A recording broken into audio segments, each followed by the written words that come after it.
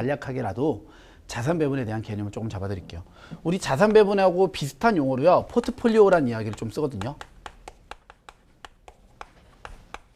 개념은 조금 달라요. 포트폴리오랑 자산 배분은 엄연히 다르면 자산 배분이 훨씬 더 큰 포괄적인 개념이고요. 자산 배분의 일부에 포함되는 게 포트폴리오에 대한 이야기거든요. 이때 이제 이 포트폴리오를 어떻게 짤 거냐, 이런 이야기가 우리 요 자산 배분 파트에서는 상당히 중요한 부분들이 되겠죠. 포트폴리오에 대한 그래서 먼저 정의를 좀 알아야 돼요. 포트폴리오의 정의를 보자면요, 포트폴리오란 수익을 낮추지 않고 위험을 감소시키기 위한 전략, 이 정도로 정의하면 될 것 같아요. 그러니까 포트폴리오로 구성하겠다라는 건 수익률을 올리겠다라는 개념이 아니라 뭐를, 수익은 일정하게 유지하면서 위험만을 낮추고 싶다, 이런 건데, 이러한 방법들이 이제 대표적인 방법이 뭐가 있냐면, 첫 번째가 전 종목에 분산 투자하는 거예요. 우리 주식 같은 경우에는 그래서 우리 코스피 있죠? 코스피에 있는, 즉 거래소에 상장된 모든 종목을 한 주씩 전부 다 매입을 하면 코스피 지수랑 똑같이 가겠죠. 그러면 매우 시장 대비해서 안정적인 수익을 낼 거라는 거예요. 이러한 것들이 전 종목에 분산 투자하는 개념들인데, 지금 우리가 보고 있는 건 주식이 아니라는 거예요. 어딜 보고 있어요? 부동산. 그러면 그 부동산에서 위험을 피하려면 어떻게 해야 되냐면, 주거용, 상업용, 공업용 부동산을, 그렇죠? 전 지역, 대한민국에 있는 전 지역에 있는 주거용, 상업용 부동산을 하나씩 다 사야 된다는 거예요. 전국에 있는 걸. 어마어마하게 커다란 비용이 들어가겠죠. 얘도 비용이 엄청 많이 들겠지만 이 비용은 상상할 수 없을 정도로 많이 들어요. 부동산이라는 것 자체가 레버리지가 매우 크고 투자 금액 자체가 거액이기 때문에 이렇게 투자하는 게 현실적으로 불가능해요. 그러면 첫 번째 방법은 쓸 수가 없다는 거예요. 그죠? 그러면 이제 분산 투자, 부동산에서는 포트폴리오 못 짜냐? 그건 아니라고요.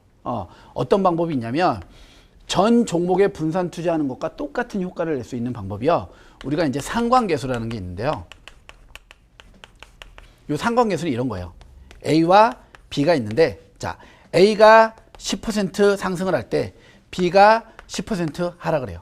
그럼 얘가 올라갈 때 얘가 떨어지니까 이 둘의 관계는 마이너스 1이에요. 정확히 정반대로 움직여요. 이러한 케이스 1번이 있고요. 두 번째 케이스는 A가 10% 상승할 때 B도 10% 같이 상승하는 거예요.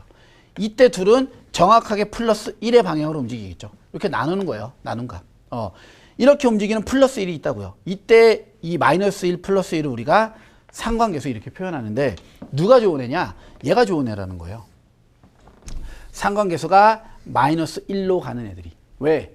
하나가 오를 때 하나가 떨어지고, 반대로 말하면 이제 얘가 떨어질 때 얘가 올라가서 하락 수익률을 회피해 준다는 뜻이 되겠죠. 그러니까 얘를 올라가는 거로만 바라봤을 때는, 야, 얘가 떨어져서 내 수익률을 깎아먹으니까 안 좋은 거 아니냐? 반대로 생각해야죠. 떨어질 때 올라가는 거니까. 그러니까 수익은 제로, 0으로 고정을 시켜버리고 위험을 완벽하게 없애버리고 있죠. 여기 오르는 걸 떨어뜨리니까. 이러한 부분들을 바라보는 게 우리가 보는 상관계수예요. 그래서 상관계수 우리 로우 이렇게 표현하는데요. 얘는 마이너스 1에서부터 1의 값을 갔는데, 어디를 갈수록 마이너스 1로 갈수록 분산 투자가 극대화되고, 플러스 1로 갈수록 분산 투자 효과가 점점 없고, 1이 됐을 때는 분산 투자 효과가 전혀 없다. 이런 이야기를 상관계수라고 이야기를 해요. 그러니까 이렇게 전 종목, 전국에 있는 부동산 다 살 거 아니라 부동산 A랑 B만 사면 돼요.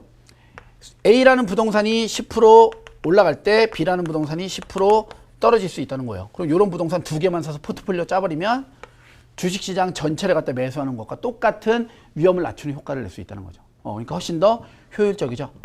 그래서 우리 부동산에서는 포트폴리오 구성에서 가장 중요하게 바라보는 걸 어디? 상관계수를 매우 중요하게 바라봐요. 이 상관계수라는 건요, 실은 어디에서 나왔냐면 공분산에서 나왔어요.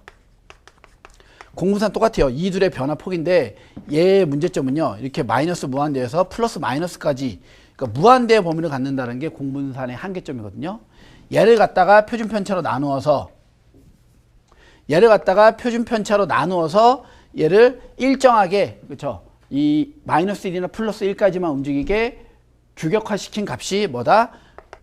이 상관계수 값이다. 이렇게 바라보시면 될 것 같아요. 그래서 공분산과 상관계수 중에서 뭐를? 상관계수를 중요시하자. 이 정도 내용 보시고 교재에서 간단히 정리하면 되겠습니다.